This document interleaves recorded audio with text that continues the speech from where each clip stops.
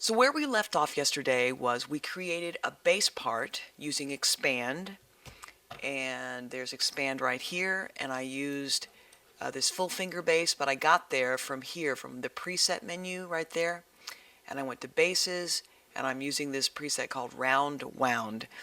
And I guess they took the full finger bass and they did some kind of effect on it to make it sound a little more like a round wound bass, whatever the heck that means.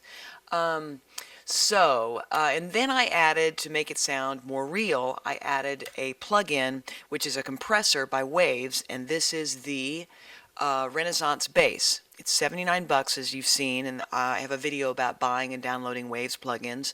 So it's a cool plugin to have, and it's, as you can hear in the previous video, it really makes a difference in the sound.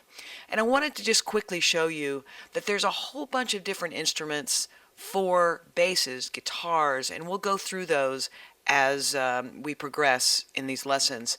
But so Renaissance bass is what we use as an effect, and then we use Trillian. And like I said, Trillian, what I love about Trillian is that it is not limited to just generic bass sounds. It's got the uprights and the fretlesses and the electric bass and fretted, but it also has a whole ton of electronic basses and retro bass sounds for keyboard sounds. And it's got those arpeggios that I used in the chorus. So it's just something, for me, I love just trying something completely different, not going with the generic choice. And first, let's step way out, let's try this, and then go, you know what, let's reel it back in and let's bring in something a little more, I hate to use the word generic, but a little more traditional. So, but Trillian, what I love about it, even though it is expensive, it gives you so much variety. There are other bass plugins. This is a company called Ample Sound, really cool company. It's amplesound.net, and they have acoustic guitars, electric guitars, and they also have basses. But you see, like for 119 bucks, you'll get this Fender Precision bass. And it is what it is for 119 bucks. Do you want one bass that does one thing really well? It's a really cool, simple plug-in. They have some great tutorial videos. Or do you want to spend $2.99 and get your Fender and electronic basses and the arpeggios and get Trillian? And you can play 8 sounds at once with Trillian. I don't own the Ample stuff. I should probably get it and try it. And then another bass worth mentioning, and we're going to get to eventually, Native Instruments has this plugin called Contact. And it's like a jukebox. And you know how a jukebox, which I don't know if they even make jukeboxes anymore, but basically a jukebox could play a gazillion songs and you could choose whatever. So Contact Player is exactly like that. It's a plug-in player, and it plays all these different instruments. Native Instruments has this collection called Native Instruments Complete. I think it's pretty darn expensive, but let's see here. Native Instruments Complete 10 is, Complete 10 is $3.99, and full version is $10.99. $6.99. And I don't know with the Ultimate, it probably just gives you more stuff. Oh, and it gives it to you on a hard drive, which is kind of cool, so you don't have to download for the next month to get all these instruments. Really, really cool. But you can buy the Native Instruments plugins individually, and this is Scarby Bass, but again, it's limited. It's more your basic generic. There's your Fender Precision bass again, and it does it really, really well. If you're going to be using traditional bass sounds, then Ample Sound or Scarby Bass or Contact might be the thing for you. I don't believe in tradition. So, and I like to just push the limits and go for something different. So I hope you're kind of getting that from this, all these lessons, is that if you go with the obvious on every single time, your productions are going to sound boring and predictable. I do not like to be boring or predictable. So, and now I thought we'd do some piano stuff. And I thought I'd also show you So built into Pro Tools, or comes with Pro Tools, is a plugin, really nice plugin called MIDI Grande, which we're going to use just so we can boot it up and use it. But there's also, you know, these. This is Ivory, a company called Synthagy, and they make a really cool collection of really broad spectrum of pianos, all different brands, and the plugins are pretty darn cool. They're really easy to use.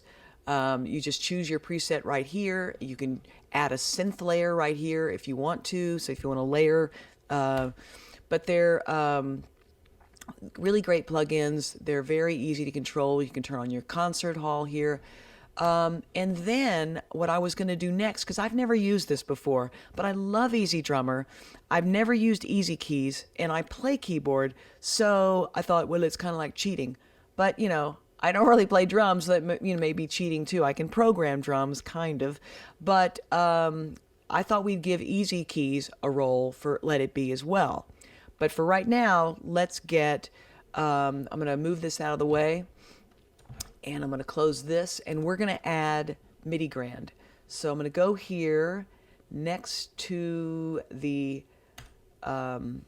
guitars, and I'm going to save, just make sure we're saved. I'm going to hit Command-Shift-N, and remember our shortcuts. I'm going to hold Command, and I'm going to want a stereo, and then I'm going to hit the down arrow, Instrument, Track, to get to stereo, instrument track. You can also just click here, but it's good to get these shortcuts. So boom, there's our new instrument right here, and I'm going up here to multi-channel plugin, instrument, and I'm going to go to MIDI Grande. I'm going to make sure, there it is, and I'm going to send it out to this app. I'm going to put it in record. Put my headphones back on, and you'll see right here it's loading, and there's MIDI Grande. It's so simple to use. It's just a matter of choosing. Let's see what's soft. So let's get our chart back over here. All right, there's my chart, and let me move this where I can see it. I don't need this. So there we go. We've got our chart. So, and again, I'm going to change my octave.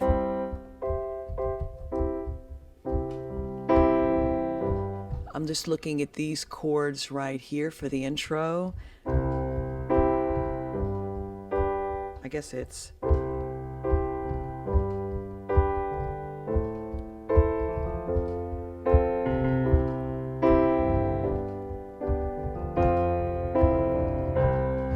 so we could play something traditional, and we could play the traditional Let It Be version on piano, or we could venture out and try something different. So if you've seen the video in my playlist, there's a playlist called Pro Tools in Pajamas, and there's a thing where I show you how to make chords on the piano. But if you guys don't play piano, I would watch that. So you know how to make a C. You start at C and you count 1, 2, 3, 4, and then 1, 2, 3. Watch that video, and there's your C. Same thing on G, and then same thing on E minor. Minors are 3, 4 instead of 4, 3. You start on A and you count 1, 2, 3, and then 1, 2, 3, 4. So you've got A minor, and I'm just playing the octave in my left hand. So we can go through and play a generic version of Let It Be. I'm going to name this track real quick. It's early. Okay. PMO. Okay. All right. So I can go through and play along with this.